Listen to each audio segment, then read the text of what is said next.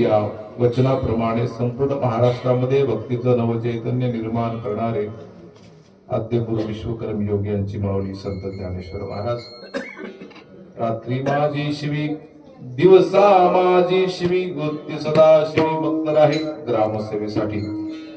रात्रंदिवस शिवण काम करणारे आपल्या मराठी हिंदी भजन कीर्तनाच्या माध्यमातून महाराष्ट्रातच नव्हे पंजाब मध्ये सुद्धा भक्तीचा पूर्व होणारे प्रचारक संत नामदेव महाराज आपले वारकरी भाविक तेची वार करते पाईक करोणी दृष्टांशिला विलाधात शिवाजीच तनू सर्व अशा निर्भीड वृत्तीने समाजातील अधिष्ठानांचं उच्चाटन करून समाजाला डोळस भक्ती शिकविणारे झुंजार संत जगद्गुरु तुकोबाराय. वेड लागलं जगाला आणि देव म्हणती धोंड्याला. देव हा नुसता दगडातच नाही तो माणसामध्ये आहे, रंजल्या गाजऱ्यामध्ये. असा विज्ञानवादी विचार देणारे विदर्भातील सत्पुरुष वैरागी मूर्ती संत गाडगे बाबा.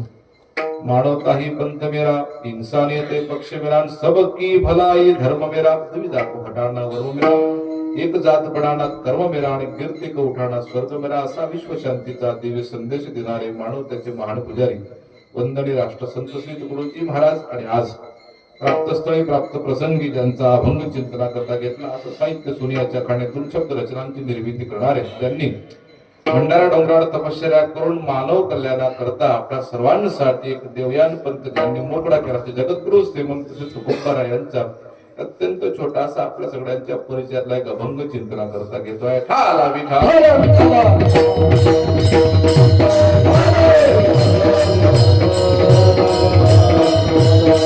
जगद्गुरु तुकोबाराय प्रस्तुत अभंगामध्ये संतांच्या अद्भुत अशा महिमेचं वर्णन करतात आणि ते म्हणतात की बाबा संत या जगामध्ये जे येतात नवे नवे संतांच्या अद्भुत महिमेची मीमांसा जगद्गुरु तुकोबारायांनी अभंगामध्ये केली. अभंगाच्या विस्तृत चिंतनामध्ये जाण्या अगोदर थोडासा परिहार देणं महत्वाचं आहे. दरवर्षी प्रमाणे आपल्या श्री क्षेत्र गायखोण ग्रामामध्ये गेल्या अनेक वर्षापासून अखंड हरिनाम सप्ताह या ठिकाणी आपण सर्व गावकरी मंडळी भगवान पंढरीनाथ परमात्म्याच्या असीम कृपेनं संतांच्या असीम कृपेनं आपण सर्वजण मोठ्या उत्साहाने साजरा करतो. यावर्षी भगवान सांब सदाशिवाचं शिवचरित्र शिवमहापुराण कथा आपण या ठिकाणी श्रवण करत आहोत. हरिभक्तप्राण आमचे बंधू लक्ष्मण महाराज बोर्गडीकर यांच्या अमृततुल्य वाणीतून आपण या ठिकाणी शिवमहापुराण कथा श्रवण करत आहोत. गेल्या अनेक वर्ष अशी परंपरा आपल्या गावामध्ये आपण तेवत ठेवत आहोत. भगवंताच्या नामाचा गजर दरवर्षी गावामध्ये व्हावा आणि येत्या भावी पिढीवर हा भक्तीचा ज्ञानाचा वैराग्याचा संस्कार व्हावा म्हणून गेल्या अनेक वर्षापासून आपल्या गावातली मंडळी हा अखंड हरिनाम सप्ताह भगवान मारुती रायाच्या बजरंग बलीच्या या मंदिराच्या परिसरामध्ये संपूर्ण रायखोण ग्रामवासी साजरा करतात. खरे आपल्यासाठी फार मोठी आनंदाची गोष्ट आहे. गेल्या कितीतरी वर्षापासून आपला हा सप्ताह अखंड चालतो आहे. या सप्ताहामध्ये आज उपस्थित सर्व आमचे हरिभक्त परायण मंडळी आहेत. सगळ्यांचे नावं घेणं जरा वेळ लागेल, पण आपल्या सगळ्यांमध्ये जे प्रमुख आहेत आपल्या सगळ्यांचे मार्गदर्शक आहेत ज्यांच्या संतांच्या मार्गदर्शनाने खरं तर हा सप्ताह चालतो आहे. सगळ्या संतांची आपल्या गावावर खरंच कृपा आहे म्हणून आपण सर्वजण या सप्त्यामध्ये सहभागी होऊन अति आनंद 7 दिवस सकाळपासून तर संध्याकाळपर्यंत या परमेश्वराच्या नामाचा आपण घेत असतो. सगळ्यांना भगवंत या सप्ताहाच्या निमित्ताने एक वेगळी प्रेरणा या 7 दिवसामध्ये देऊन जातो आणि सगळेजण आपण या ठिकाणी हा सप्त्याचं आयोजन करत असतो. मला फार मोठा आनंद होतो की एवढ्या थंडीमध्ये सध्या आता फार थंडी आहे, प्रचंड थंडीची लाट आली आणि एवढ्या थंडीतही आपण सगळेजण या ठिकाणी लहान लेकरापासून तर म्हाताऱ्या माणसापर्यंत उपस्थित झाले आहात. खरं तर आपल्या सगळ्यांच्या निष्ठेला मी प्रणाम करतो आणि आमची सगळी टाळकडी मंडळी यांना सुद्धा प्रणाम करतो. मस्तक हे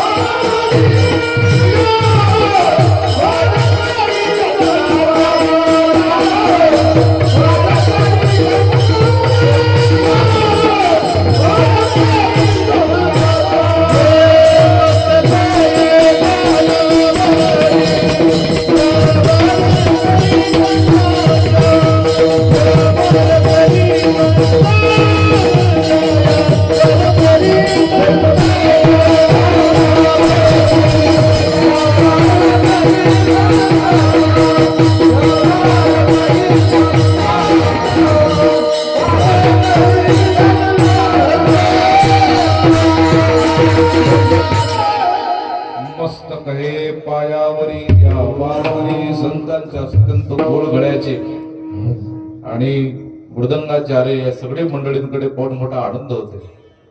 आणि साहेबरावजी तर आहेतच, गेल्या अनेक वर्षापासून या गावामध्ये आपल्या सगळ्या मार्गदर्शनामध्ये सगळी मंडळी तयार होते आहे. तुमच्यासारखे टाळकरी साथ करायला असले म्हणजे फार मोठा आनंद होते. आणि अशी मंडळी या भागामध्ये फार, बोरगडला मी दरवर्षी येत असतो. फार मोठी सेवा या भागामध्ये कुठेही, या भागामध्ये कुठेही कार्यक्रम असो, लक्ष्मण महाराज असतील, माऊली असतील, महाराज तर आहेतच, आणि आपल्या सगळ्या गावकऱ्यांचं यांच्यावर खूप मोठं प्रेम आहे.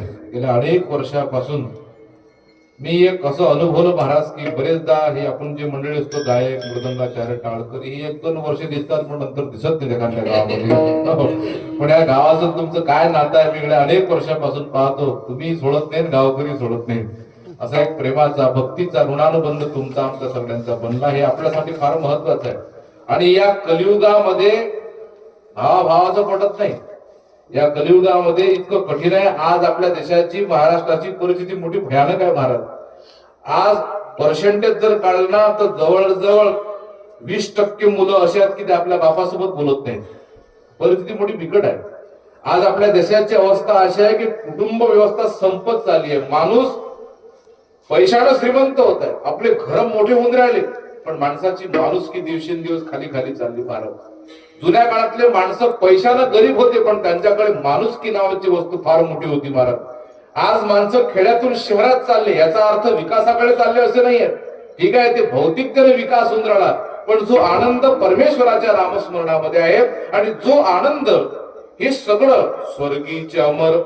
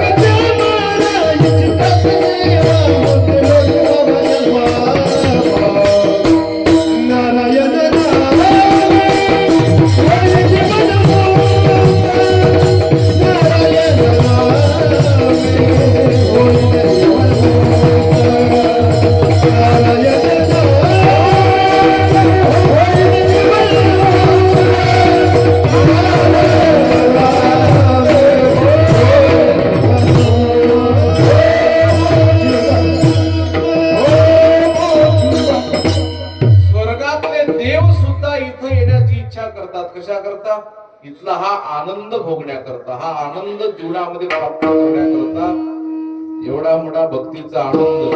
कारण कलियुगामध्ये नामसंकीर्तन साधन जडतील पापे जन्मांतरी. राष्ट्रसंतांनी सुद्धा एका ठिकाणी असं म्हटलं, कलियुगी नामसंकीर्तन यज्ञाश्रेष्ठ नाम जप यज्ञ.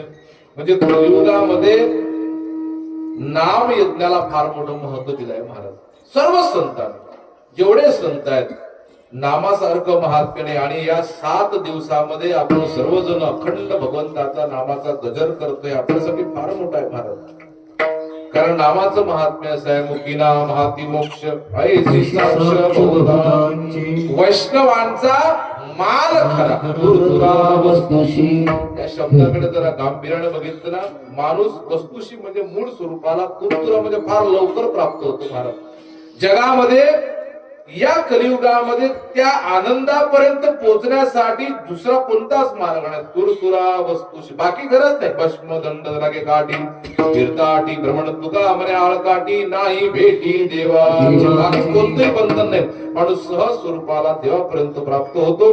आपण सगळेजण अत्यंत भाग्यवान की आपल्याला हा सुख सोहळा या ठिकाणी बघायला मिळतो, अनुभवायला मिळतो. हे आपलं अनंत जन्माचं भाग्य. एक तर भारतामध्ये जन्म मिळणं कठीण आहे. समजा पाकिस्तान मध्ये जन्माला आल्या तर इकडच्या ह्या माता भगिनी काय अवस्था असते आज पाकिस्तानमध्ये. तुम्ही आता टीव्ही पाहून राहिले बांगलादेशामध्ये काय चालू. आता आम्ही डॉक्टर साहेबाकडे बसलो होतो, 10 मिनिटं टीव्ही बघितली तर जिवंत माणसाला जाळून टाकून राहिले. काय म्हणजे भयानक चालू आहे. हिंदू लोकांना जिवंत जाळून राहिले, मारून राहिले. आपण किती मोठे भाग्यवान आहोत की आपण या भारत देशामध्ये जन्माला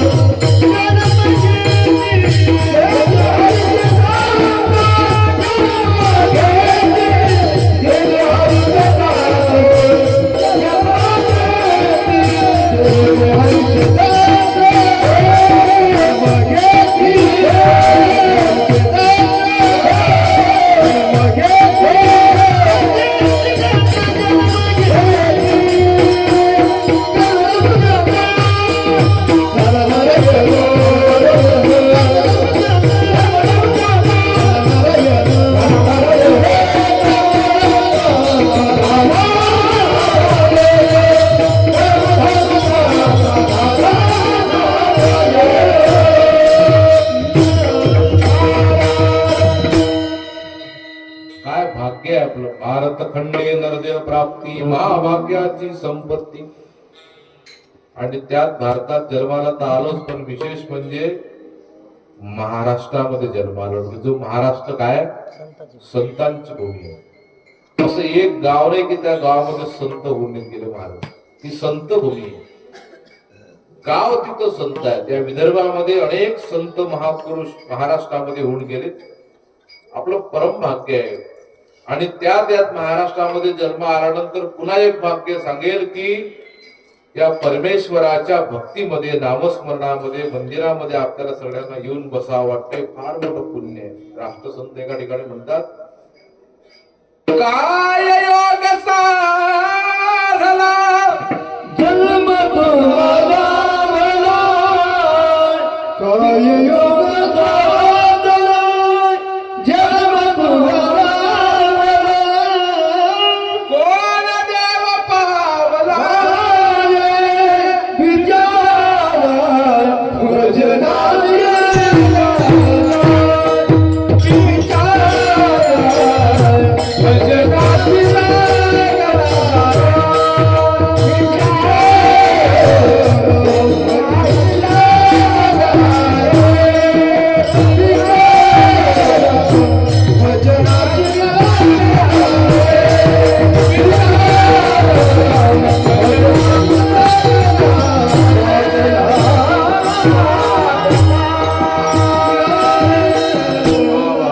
काय योग जन्म तुला लाभला पण कोण देव भावला बिचाऱ्या भजनाची महाराज पुढे म्हणतात, असशील केले पुण्यदान त्वा. मागच्या जन्मात इथं जेवढे बसताना आपण आपल्या हातून काहीतरी पुण्य घडलंय.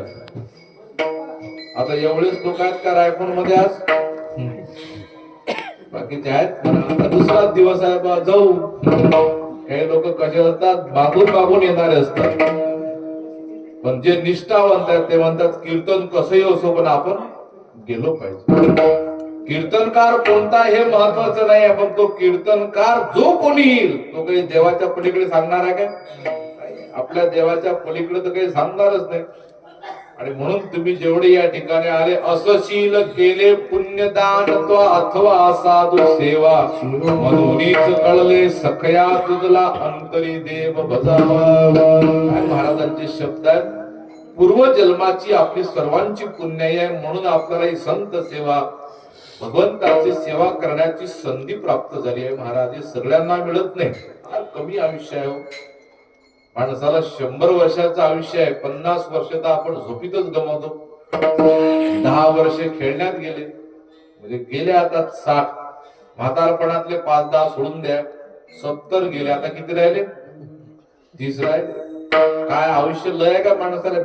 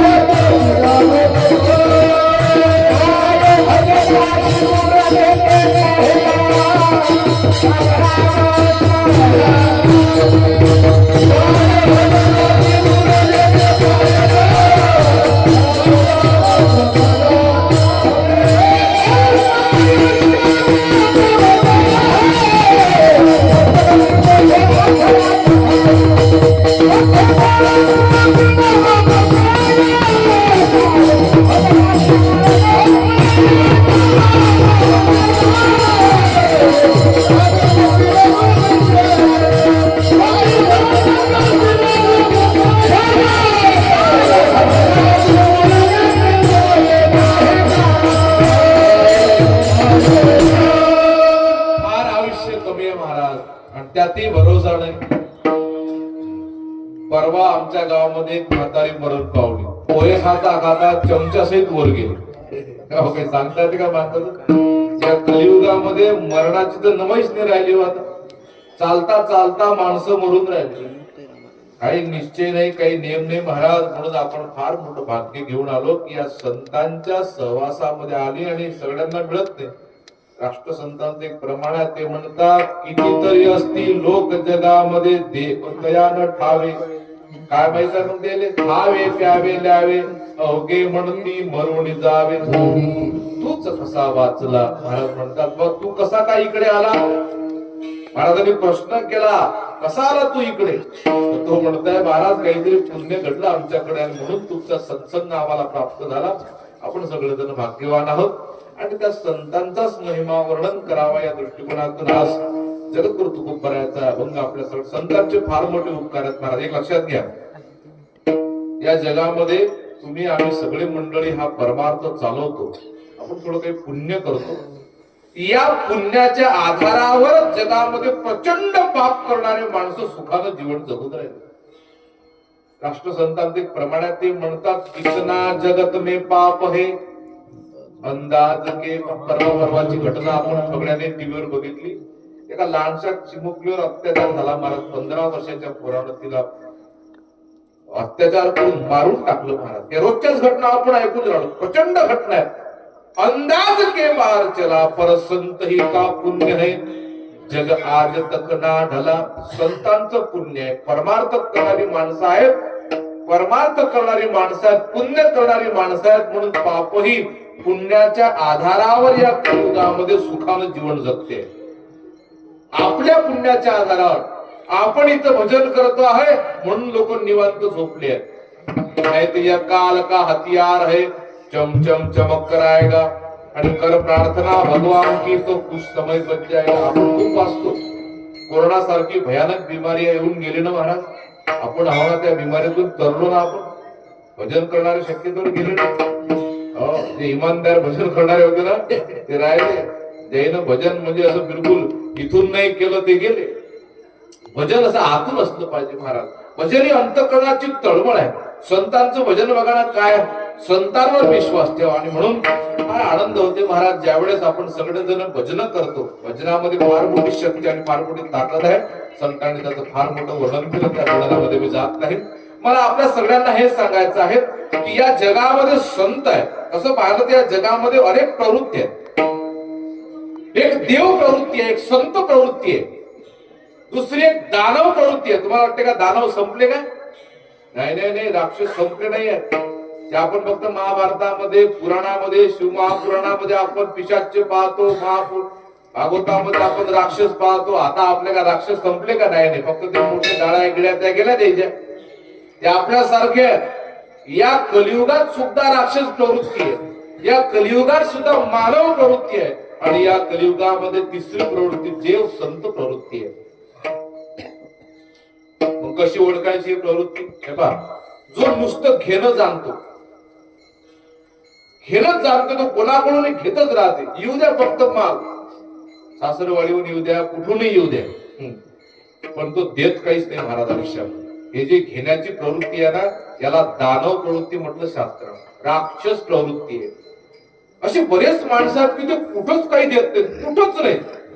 पैसा जाऊ द्या, पण सेवाही देत नाही, सेवा जाऊ द्या, उपस्थिती देत नाही, काही देणं जमतच नाही, फक्त घेणं जमते. अशी ज्याची प्रवृत्ती आहे त्याला दानव प्रवृत्ती म्हटलं शास्त्रात. दुसरी मानव प्रवृत्ती आहे. मानव प्रवृत्ती अशी, आपण सगळे माणसं आहोत, आपण घेणंही जाणतो आणि देणंही जाणतो, पण किती घेतो? समोरच्यानं आपल्याला जेवढा उपकार केला तेवढाच करते माणसं, शिल्लक बिलकुल करत नाही. याला मानव प्रवृत्ती म्हणतात. समजा तुमच्या घरी तुमच्या नातवाचा वाढदिवस आहे आणि शेजारच्या बाईनं तुमच्या नातवाच्या हाती 100 रुपये दिले, आणि 1 महिन्यानं त्या बाईच्या घरी वाढदिवस झाला, तुम्ही गेले वाढदिवस करायला, तुम्ही किती रुपये द्याल? 200 रुपये? नाही, लोक लक्षात ठेवते की आपल्याला किती दिले ते आपल्या आधी.